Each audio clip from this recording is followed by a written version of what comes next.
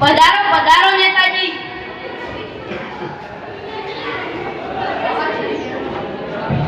રામ રામ રામ રામ.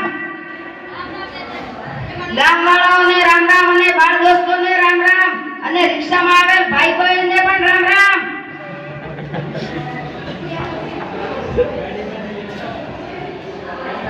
હું એક સીએમ પદનો ઉમેદવાર છું અને આ મારા અસાઇનમેન્ટ છે.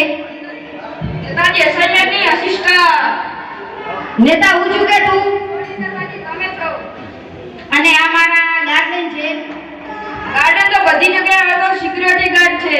નેતા હું છું કે તું? સોરી નેતાજી તમે છો. નેતાજી આસન ગ્રહણ કરો, આસન ગ્રહણ. અમારા સ્ટુડિયોમાં તમારું સ્વાગત છે. આ આસન ક્યાં ગ્રહણ કરવાનું? ચાર પાઈ પર. ચાર પાઈ? આટલામાં હું સમાઈ જઈશ? હા સમજ જશો.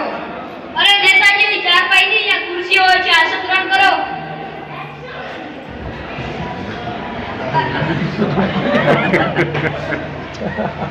નેતાજી આ તો ખુરશી ખરીદી ગઈ છે. તો ચાલો નેતાજી હવે આપણે તમારું ઇન્ટરવ્યુ સ્ટાર્ટ કરીએ. આ થોડી ગાડી છે તે સ્ટાર્ટ કરીએ. અરે એમ નહીં નેતાજી, સાક્ષાત્કાર સાક્ષાત્કાર. ઓ સાક્ષાત. હા. તો નેતાજી એમ કહો તમારો જન્મ ક્યાં થયો હતો?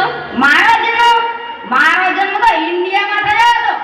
અરે એમ નહીં નેતાજી, મારો કહેવાનો મતલબ છે કે તમારો જન્મ કયા ઇલાકામાં થયો હતો? અરે તમે કેવા ગાંડા જેવા આદમી છો. ઇલાકો તો કૂતરાઓનો હોય, માણસનો હોતો હશે. અરે એમ નહીં નેતાજી, મારો કહેવાનો મતલબ છે કે તમારો જન્મ કયા ગામડાના કયા ઘરમાં થયો હતો? અરે નાના બાળકોને શું ખબર કે એનો જન્મ કયા ગામડાના કયા ઘરે થયો હતો? અરે નેતાજી છોડો હવે, તમારે તો કોઈ ના જીતે. આપણે થોડી હવે જનરલ નોલેજની વાતો કરીએ. આ જનરલ નોલેજ એટલે શું? સામાન્ય જ્ઞાન નેતાજી, સામાન્ય જ્ઞાન. ઓ સમાય ગયા. તો ચાલો નેતાજી એમ કહો કે તમાર ચંદ્ર પર પહેલો પગ કોણે મૂક્યો હતો? ચંદ્ર પર પહેલો? અરે તને ક્યાં પૂછ્યું? ચંદ્ર પર પહેલો પગ કોને મૂક્યો હતો? નમસ્કાને. અમસ્તાને. નેતાજી અમસ્તાને નહીં, નીલ આર્મસ્ટ્રોંગે મૂક્યો હતો. તો ચાલો નેતાજી સારું, હવે હું તમને બીજો પ્રશ્ન પૂછું કે ચંદ્ર પર બીજો પગ કોણે મૂક્યો હતો? અરે તમે કેવા ગાંડા જેવા આદમી છો. જેને ચંદ્ર પર પહેલો પગ મૂક્યો હશે એને જ બીજો પગ મૂક્યો હશે ને. એ થોડો લંગડી રમવા ગયો હતો. અરે નેતાજી એમ નહીં, આપણે છોડો હવે થોડી રાજનીતિની વાતો કરીએ. કહો તમારી ગવર્નમેન્ટ કેવી ચાલે છે? આ ગવર્નમેન્ટ એટલે શું? નેતાજી સરકાર. ઓ સરકાર. મારી સરકાર તો રામ ભરોસે ચાલે છે. રામ ભરોસે મતલબ કે ભગવાન ભરોસે? ના જય શ્રી રામ ભરોસે. વો કેવી રીતે? કેમ કે સરકારનું કામ બધું જ અસાઇનમેન્ટ કરે છે. હું તો ખાલી આ ગુડાઈ મારું છું. સારું. તો ચાલો નેતાજી હવે આપણે થોડી ડેમોક્રેસી વિશે વાત કરી લઈએ. આ ડેમોક્રેસી એટલે શું? લોકતંત્ર નેતાજી, લોકતંત્ર. ઓ પ્રજાતંત્ર. તો નેતાજી એમ કહો કે તમે પ્રજા માટે શું કર્યું છે? મેં પ્રજા માટે મેં તો 4-5 સાલો ઓઢાડી છે પશુઓને. કેમ? તમે વોટર લીધા માણસો પાસેથી અને સાલો ઓઢાડી જાનવરોને? અરે હું સાલો ના ઓઢાડું તો શિયાળામાં કેટલી ઠંડી પડે છે. ઠંડીમાં પશુઓ મરી ના જાય અને પાછું દૂધ તો એનું જ પીએ છીએ ને. હા, તમારી વાત સાચી છે. તો એમ કહો નેતાજી, એક વર્ષ પહેલા તમારા ગામમાં આગ લાગી હતી, તેમાં તમે શું કર્યું? મારા ગામમાં આગ લાગી હતી તેમાં જે લોકો ઘવાયા હતા ને તેઓને અમે સ્મશાન ઘાટ પહોંચાડ્યા હતા અને જે લોકો મૃત્યુ પામ્યા હતા તેઓને અમે હોસ્પિટલ પહોંચાડ્યા હતા અને જે લોકો ઘવાયા હતા તેઓને અમે 10 રૂપિયા આપ્યા હતા અને જે લોકો મૃત્યુ પામ્યા હતા તેઓને અમે 50 રૂપિયા આપ્યા હતા.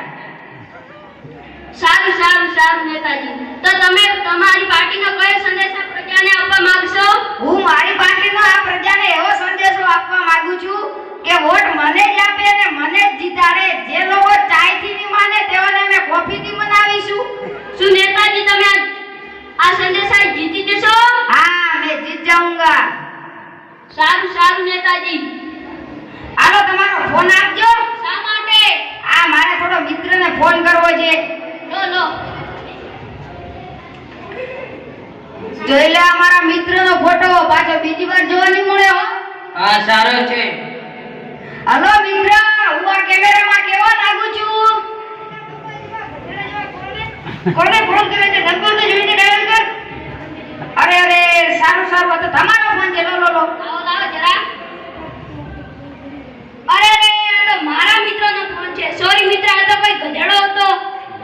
ગધેડો કોને કહે છે તો?